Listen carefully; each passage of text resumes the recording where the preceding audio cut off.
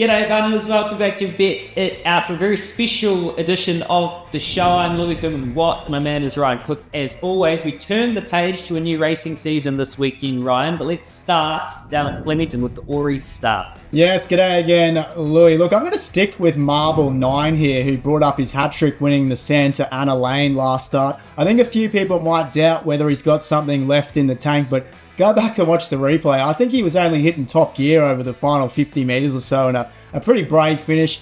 Likes a wet track. I love him sticking to 1,200 metres, so I think this is the right race for him still. I found it hard to get away from the favourite, to be honest, because I think this is one of those wonderful cases of a horse going through the grades, and yes, it's short enough, but I think it might be fair. Splashback has been also on a winning streak, and I think she's going to want to get some rating points up to be featured in the spring Group 1s. Now, the Flemington trip here for sprinters can be quite testing, and I think that suits her. I think she'll have residual fitness, although having that little freshen up, so she will be able to explode. I just think she's a talent. So Splashback, for me, watching her go through the grades. Let's go across the ditch to the very wintry Winter Cup at Riccarton. Yeah, we're talking about horses coming off a freshen up. I'm going to go with the mare here. Who knows, in a pretty open race. She only won a benchmark 78 about 5 or 6 weeks ago, but she's had a trial between starts and looks ready for this rise and trip now, or rise in class, I should say.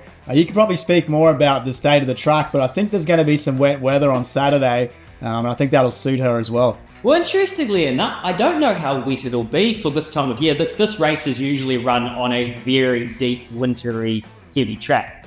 And if that was the case, I was all about Court, because she is an absolute mudlark of the truest sense.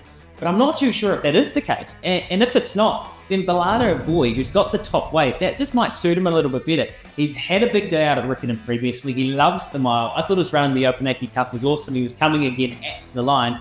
And I just think he's got a bit of a class edge on this field. So I was with Bellado Boy each way. What's your best bet for the whole weekend, right? Going to stick at Flemington race 1, nice and early. Crossbow. He was super unlucky not to win last start, so I think this is D-Day for him to shed the maiden tag. I was also race 1 at Rosehill, amusing, but there's nothing funny about this. We've got Chris Waller training a Godolphin runner. You see a bit of this, and I think they can get off the mark with this combo nice and fast.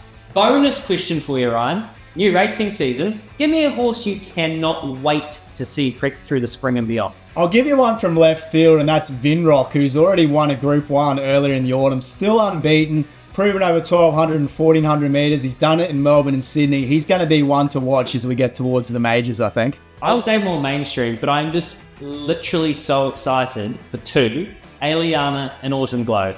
Chris Waller's superstar fillies, he's going to split them up. I think Autumn Glow will be a star sprinter. I think Aliana can win a Caulfield Cup. But how they get there, it's just so exciting. This time of year is wonderful, punters.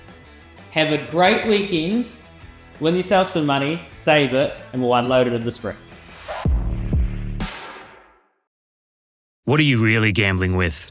For free and confidential support, call the number on the screen or visit the website